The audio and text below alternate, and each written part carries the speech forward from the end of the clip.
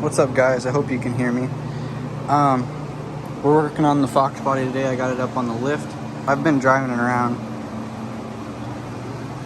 I'm having a drive shaft vibration / rear end vibration or whatever problem. So I'm not really sure what it is. I've been trying to chase it down. I had to do some control arm modifications and just a few other things. And I may have to change these. But either it's my pinion angle is wrong, or it's because of this tail shaft, which has some pretty good play in it. This is a Tremec TR3550. It's got a Pro 550 power tower shifter on it, and a scatter shield here. I'm pretty sure it's a Lakewood.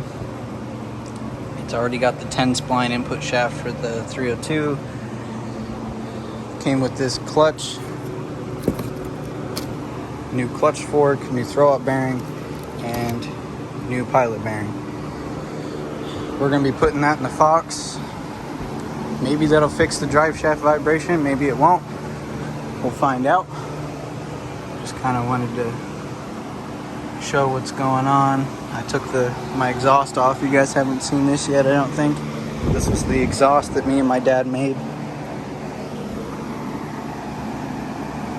Not too bad. It's coming together. Here's the tubular K-member from underneath. I don't know if I showed you guys that either. We did install a tubular K-member coilover setup.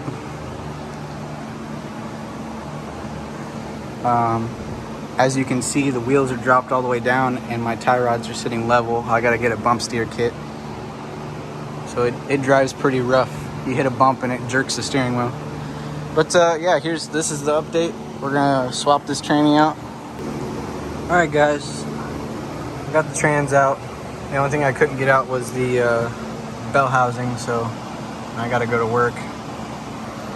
But here's the little T5. Looks like she was gonna go anyway. Lots of input and tail shaft play. All right, guys. So we've had our battles. The trans is in right now. I do have the factory cross member here. I had to do some clearancing. I'm gonna have to re-weld something in there, but this is kind of a test fit right now. The bell housing that came with the trans was missing pieces, and I don't have the money to buy the piece to make it work. So we figured out a way to make the factory T5 work. The factory T5 bell housing. It is all bolted up to it right now. It's in the pilot bearing. The clutch is in there. I mean, we got to pull it back out to put the clutch fork in. But just wanted to give you guys an update on that. It is sitting in here. We had some drive shaft issues. Everything I've read said the drive shaft should fit the factory one, but it doesn't. Not sure exactly what the issue is there. We went ahead and took the drive shaft to a drive shaft shop. It is being shortened right now, so that's what we're waiting on. And I had to get a new yoke, slip yoke. I think that's what my vibration problem is. I didn't really talk about that much. I've been battling a drive shaft problem or rear end problem. I couldn't really trace it, but there was a lot of vibration about 45 miles per hour and up, and it would just get worse the faster you would go. I thought it was the drive shaft, but wasn't sure. I thought it was the wheel bearings, which I did have bad wheel bearings, so we got those replaced. But after doing that, it didn't fix it. I thought it was because of the wheels. I had old tires on here that were bald. So now I have new tires and it's all balanced and everything now. So, and that didn't fix it. So we've been kind of chasing it. But yeah, my slip yoke was missing like half the material on one side in one certain spot. And so I think that's what was causing my vibration problems. But seems to be all good now. So yeah, we're just kind of waiting on drive shaft. Gonna have to weld a plate in here to stiffen this up. Other than that, I'm still waiting to get tuned on the motor. Haven't gotten tuned yet, but hopefully after this whole transmission install and everything, I can go get it tuned. I gotta get a new belt. The belt I got doesn't have enough ribs, so the belt tends to track across the pulleys and it's eating it up. I'm losing some rubber from the belt. I've got an oil leak. I mean, just one step at a time, we'll figure this out. Anyway, I want to thank you guys for watching. All right, guys. So, our custom drive shaft showed up with the new yoke. So now, I pulled the tranny back out, sitting over there, because we never put the clutch fork in and the throwout bearing. Before it was just kind of a test fit. But here's where you can see this is the original T5 hole. And then I'm not really sure or remember where this one was. You can see where this one's kind of a partial use of the T5 hole. Here's the Tremec hole. This is the Tremec hole, which is right above the old T5 hole.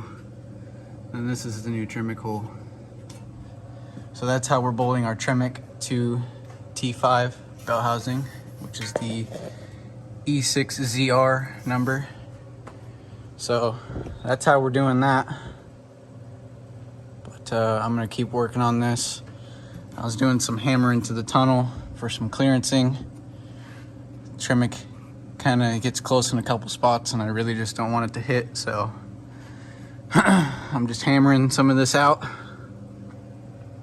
And then I'll be putting the trans with the clutch fork and everything back in. Should just slide right in. All right, guys, I forgot to do a little update. So after I got this all welded up, yes, I know it doesn't look great, but it'll work. It's probably stronger than it was. I don't know if you can see that. There's a lot of weld in there. I got that fixed. I got the transmission in with the clutch fork in.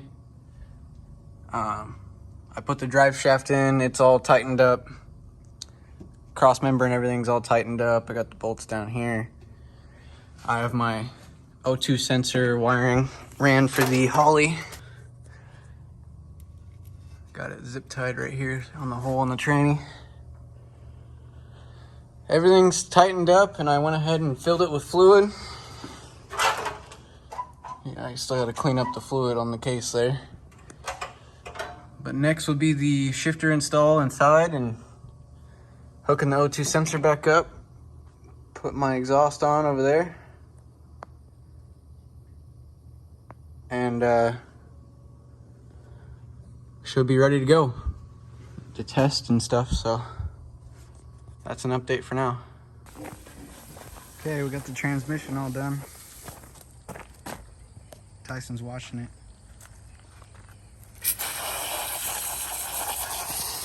Pulled it out here. We did a little test on the hoist. The tire's off the ground. The drive shaft wobble seems to be gone, but we'll have to drive it and see. Keep you updated.